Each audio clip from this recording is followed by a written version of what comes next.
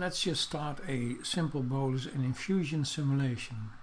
We start up Tivatrainer and we select one of the models and drugs down here in the scroll screen.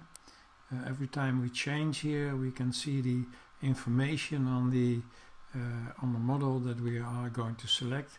This is the original Marsh model that is implemented in the diffuser and available in almost every target controlled infusion system at the moment. This is one of the newer models, and this is based on more than 1,000 individuals with a large age range and also a large weight range, and this is a so-called pharmacokinetic model based on population pharmacokinetics.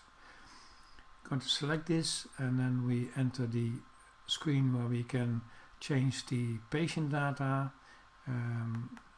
and the dilution. At the moment we're going to stick at the standard patient, and when this is done we enter the final simulation screen with a bar that you can drag around for entering the time point at which you want to change the data or the target. So we're in manual mode, which means that if we enter data it will be a bolus and an infusion.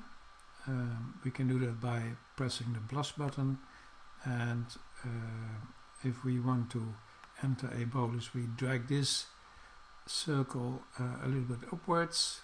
Let's go for 1.5 mics per kilogram, and then we go for the infusion, which is let's say around 6.5, 6.6, and this is the resulting blood concentration that follows the inputs of these drugs. In red the blood concentration, and in green an effect site concentration.